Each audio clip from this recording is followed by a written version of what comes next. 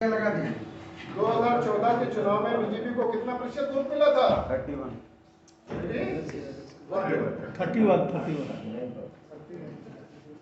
31% को वोट लेकर के, अगर वोट को भी वोट की जो संरचना है हम मान लेते हैं कि बहुत अब्सोल्यूट जनवादी प्रक्रिया लागू होगा, तो भी हम ये देखेंगे कि 33% वोट लेकर के वो चुनाव के माध्यम से, हमारा कहना है ये प्रोपोर्शनेट हो, मल्टी पार्टी रहेगा हमारा, मगर मल्टी पार्टी के अंदर ये प्रोपोर्शनेट होगा। जो पहले जब से सबसे ज्यादा आएगा वोट जिसको 33% वोट लेकर के 67% पे राज, ये जनवाद है? जनवाद नहीं। इसलिए उस चुनावी प्रक्रिया को, जो जनवादी प्रक्रिया को लागू नहीं कर सकता है, उसको हम लोग रिजेक्ट करके अनुपातिक प्रतिनिधित्व लाना चाहते हैं। वोटर का अधिकार होगा राइट टू रिकॉल, आप वापस बुला सकते हैं। क्या क्राइटेरिया को डिटेल्स में नहीं जाते हैं, आपने प्रतिनिधित्व को वापस बुला सकते हैं। हम सत्ता के केंद्र को इसका विकेंद्रीकरण करना चाहते हैं। हम सारे इकाइयों को, निकायों को स्वायत्तता देना चाहते हैं।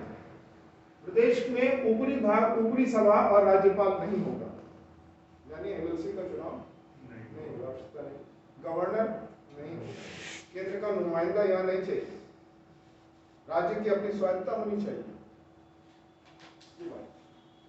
काम करने का अधिकार होना चाहिए।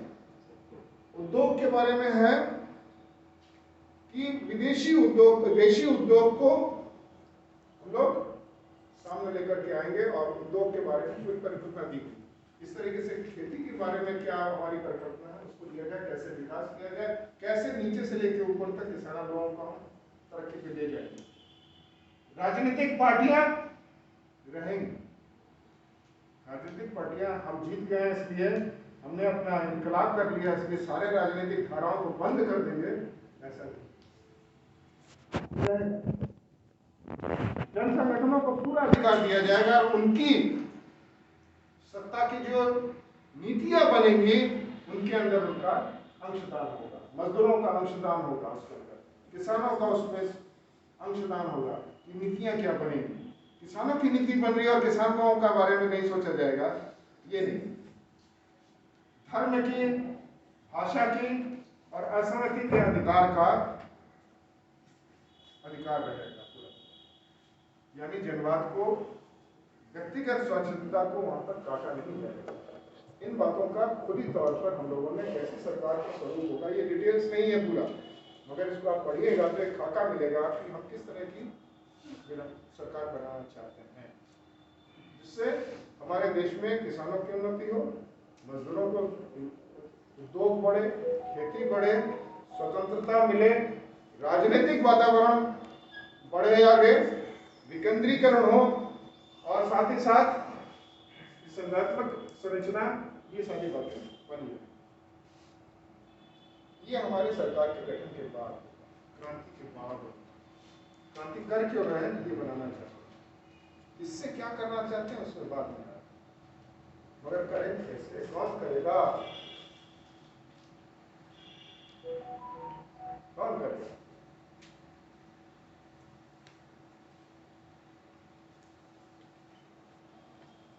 कल हमने आपके सामने बात कही कि कैडर और लीडर। कैडर का मतलब जो भी फैसले होते हैं उसको सब कुछ नीचे लागू करने का जिम्मा लेने वाला, यानी संगठन के, पार्टी के फैसलों को लागू करने वाला नीचे ले और नीतियों के निर्धारण में बहस करना और देना, भागीदारी करना। नेतृत्व का काम क्या है? फैसलों को लेना, करवाना और लागू करवाना। आप फौज बनाइएगा तो उसमें लीडर कौन होगा तय करना है। नीति निर्धारण में या उसको अगुवाई करने के लिए कौन? नीति निर्धारण में और अगुवाई करने में सबसे पहले भूमिका होगी मजदूर वर्ग की। क्यों होगी मजदूर वर्ग की? इसलिए क्योंकि मजदूर वर्ग सबसे ज्यादा क्रांतिकारी है। क्यों क्रांतिकारी है? क्योंकि उसके पास सबसे ज्यादा खोया हुआ है, सर्वहारा है, उसके पास 2 कट्ठा जमीन नहीं है, 5 कट्ठा 5 बीघा जमीन नहीं है कि कॉम्प्रोमाइज करेगा, नहीं। इसलिए सबसे ज्यादा अगर प्रोग्रेसिव कैरेक्टर किसी का है तो मजदूर वर्ग का है, ये पार्टी ने स्पष्ट रूप में कहा। और इसलिए मजदूर वर्ग जो है उसको लीड करता है। जब तक मजदूर वर्ग नेतृत्व के लिए तैयार नहीं होता तब तक क्रांति को हम नहीं बढ़ा सकते हैं। आजादी के समय भी नहीं बढ़ा पाए, या अभी भी कभी परिवेश बनता है तो नहीं बढ़ा सकते।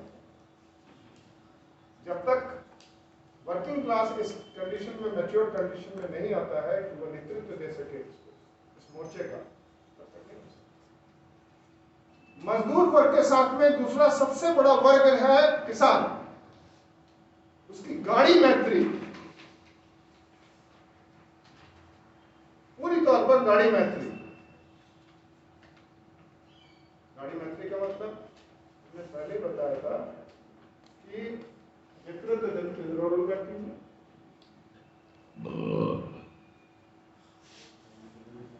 नेतृत्व संगठित सरबराह वर्ग चेतना से लैस अन्य वर्ग के साथियों के साथ संघर्ष में भागीदारी और नेतृत्व करने वाला होगा। अगर मजदूर वर्ग अपने सबसे प्यारे दोस्त जो कि जिसका शोषण हो रहा है और जो क्रांति को करना चाहता है, किसान, उसके साथ में गाढ़ी प्रगाढ़ दोस्ती नहीं करेगा संघर्ष के मैदान में, तब वो मोर्चा पूरा नहीं हो सकता। इसलिए इस मोर्चे की धुरी है किसान और मजदूरों की दोस्ती। इसलिए ये जो जनता की जनवादी मोर्चा बनाना है, जो लड़ाई की फौज है, उसका नेतृत्व करना है मजदूर को और उसके साथ में किसान को है। कल हमने कुछ बातें कही थी उपवर्ग, उपवर्ग पार्टी के कार्यक्रम में उपवर्ग के बारे में भी क्या क्या किस जगह पर कौन देगा रोल, क्रांति के समय में इस बात का स्पष्टीकरण किया। जो मजदूर वर्ग है, खेती है, मजदूर है, जो सर्वहारा है, वो लीड करे। मध्यम वर्ग अपने अपने चरित्र के और चेतना के स्तर से वो धीरे धीरे जैसे क्रांति बढ़ेगी वो डिक्लासिफाइड भी होना शुरू होगा और वो लड़ाई के मैदान में अपनी पोजीशन को चेंज करता हुआ आगे बढ़ेगा। इसका ढुलमुलपन रहेगा। लेकिन एक जगह पे कहते हैं मिडिल क्लास थाली का बैंगन है, इधर पूरा उधर, बेपेजी का लोटा भी बोल सकते हैं, बेहतर है थाली का बैंगन ले लेंगे, जिधर झुका उधर जाएगा। क्रांति बढ़ेगी तो मिडिल क्लास का ढुलमुलपन जो है वो उसको क्रांति की तरफ ले जाएगा। अभी भी आप देखते होंगे ट्रेड यूनियन के अंदर मालिक खिलाफ में लड़े, मैदान में जाए, वेतन घट जाएगा, नौकरी चल जाएगी। ढुलमुलपन रहता है कि नहीं रहता है? किसानों में भी रहता है। मगर ये ढुलमुलपन कैसे आगे बढ़ता है? लाल झंडा सामने आ जाता है, फैक्ट्री का गेट बंद हो जाता है, ठप कर देता है, मजदूर हावी हो जाता है, बाध्य करता है लेबर डिपार्टमेंट को झुकने के लिए, प्रोडक्शन का चेन तोड़ देता है। वो ढुलमुलपन क्या होता है? कुछ सबोटेरियर रहेंगे मगर ढुलमुलपन घटने लगता है। लड़ाई तीव्र होती है, ढुलमुलपन घटता है। जो मध्यम वर्गीय है उनका बहुत इंपॉर्टेंट रोल है। मध्यम वर्ग शिक्षित है और शिक्षित कर सकता है, समाज के त्रुटियों को समझता है, समझा सकता है। इस इंटेलेक्चुअल्स के बारे में, इसीलिए मिडिल क्लास इंटेलेक्चुअल्स के बारे में ये स्पष्ट हमारी समझ है कि इंटेलेक्चुअल वर्ग का जो हमारे, अगर हम पार्टी की अगर भूमिका सही रही, ये बहुत अहम भूमिका पालन कर सकते हैं। आप कहीं के इनकलाब के इतिहास में देख लीजिए, लीडरशिप के अंदर इंटेलेक्चुअल मिडिल क्लास ने बहुत बड़ा रोल प्ले किया है, किसानों को, मजदूरों को भी लीड करने। इसको ओवररूल नहीं कर सकते, मगर जैसे जैसे क्रांति का चरण आगे बढ़ता है वो आगे बढ़ता है। मध्य वर्ग क्या है इसका विश्लेषण कल आपको हमने रोटी कपड़ा मकान से समझने के लिए कहा, तो और गहराई से सोच लीजिएगा कैसे होता है नहीं होता है। मगर उसका गुलमत पर भी उस ढंग से घटे। अब बचा कौन? हम कह रहे हैं इजारेदार पूंजी के खिलाफ में लड़ना, क्योंकि नीति का निर्धारण वही करता है और वही पूंजी पे कब्जा किए हुए हैं देश का। अभी आप लोगों ने ये सब रिपोर्ट पढ़ा ना, कितना परसेंट जो कैपिटलिस्ट है, 13 परिवार 14 परिवार कितना पूंजी जमा कर लिया है, ये रिपोर्ट आपने पढ़ा ना। ये मोनोपोली कैपिटल है, यही है दुश्मन हमारा। उसके बारे में हमारे पार्टी कार्यक्रम में लिखा गया है कि हम जीतने के बाद जो है उसके संपत्ति को जब्त कर देश के लिए, सामंतों की जमीन को हम जब्त करेंगे। बाद में आ रहे हैं उसके बारे में और। परंतु ये जो पूंजीपति वर्ग है, ये एक यूनिफाइड वर्ग नहीं है, एक तरह का नहीं है। इसमें छोटे छोटे पूंजी वाले, रोज जीविका कमाने वाले भी हैं, मझोले भी हैं, बड़े भी हैं और इजारेदार भी हैं। लेनिन का कहना है कि संघर्ष के मैदान में दुश्मन को अलग अलग करो, एक दूसरे से अलग थलग करो। जैसे जैसे आपकी क्रांति बढ़ती जाएगी, संघर्ष बढ़ता जाएगा, ये छोटे पूंजीपति, छोटे व्यापारी जो बड़े पूंजीपतियों के प्रताड़ना से, शोषण से या उनके कंपटीशन से झेल रहे हैं वहां पर, वो नहीं चाहते हैं कि वो वहां पर मोनोपोलाइजेशन रहे। उसको तो कारखाना बंद हो जा रहा है, 50 मजदूर का कारखाना चला नहीं पा रहा है। ऑनलाइन अमेज़न आ रहा है, आप देख रहे हैं अपने आंखों से इस बात को। इसलिए वो छोटे पूंजीपति जो है, वो जब क्रांति का दौर आगे बढ़ता है, जैसे जैसे हमारा जो क्रांति का फौज जो है वो मजबूत होता चला जाता है, वो छोटे पूंजीपति वर्ग जो है अपने स्वार्थ के अनुसार से आपको क्रांति में जोड़ना शुरू करते हैं, समर्थन करते हैं, उसका विरोध नहीं करते। क्योंकि हमने नहीं कहा है कि हम मोनोपोली, गैर मोनोपोली का हम जो है कैपिटल जब्त करेंगे, ये बात नहीं कहा। हमने कहा मोनोपोली कैपिटल का कैपिटल जब्त करेंगे। हमने ये नहीं कहा कि हम बड़े किसान का जमीन जब्त करेंगे, हमने ये कहा कि हम जमींदारों की, सामंतों की जमीन को जब्त करें। इसी तरीके से किसानों के अंदर जो वर्ग है, एक तो खेती और मजदूर सबसे नजदीकी दोस्त है, तो मजदूर हो गया है करीब करीब। आज की परिस्थिति में तो और ज्यादा हो गया। अभी 2 कांग्रेस पहले हमारे पार्टी ने, कांग्रेस के पहले, पार्टी कांग्रेस के पहले एक रिसर्च डॉक्यूमेंट कुछ रिलीज किया। रिसर्च डॉक्यूमेंट में इस बात का मूल्यांकन किया, गांव के और शहर के बीच में कुछ वर्ग, उपवर्ग इस तरीके से तब्दीलियां हो रही हैं। अभी हम लोग उसका ठोस कार्यक्रम ले रहे हैं।